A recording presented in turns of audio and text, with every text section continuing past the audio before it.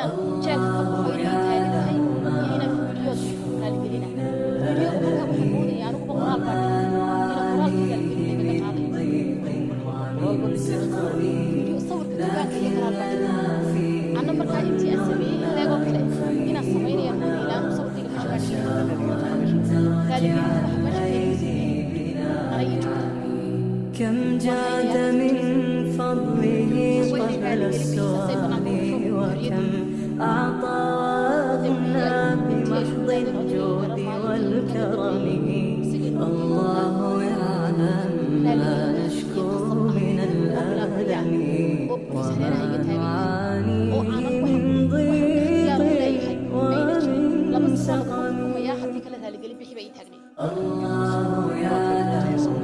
يعلم muuqaalku iga duubay ninka dukaanka laftarkiisa ayaa iga duubay isagaa hadal igula welibana waxaan waa ku qasbanaa waxaan ku weli hadal aniga oo marmuusan oo karaynin waan haliixaada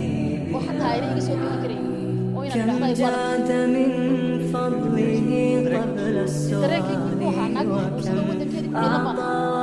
ku dhiilan baan الجود والكرم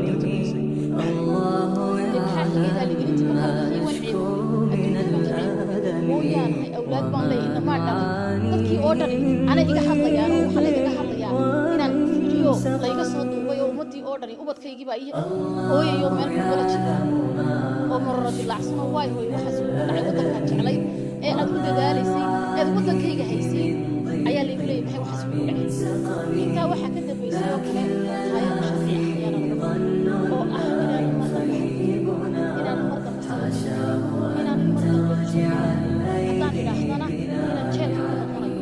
كم جاد من فضله قبل السؤال وكم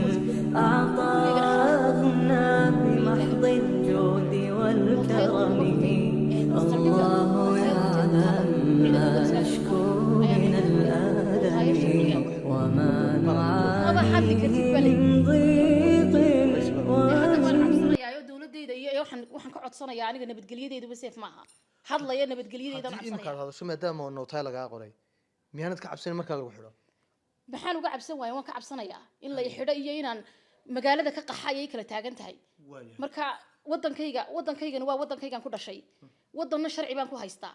oo wadan baan ka imid oo nabadgelyo iyo seef ku haystay kana waan ku dhasho waa kaygii hooyana soo boholyoobay de wadankayga inaan layga eriyada hadii la doonayo de waan ka cararayaa hadii de wadankayga nabadgelyo ku helayana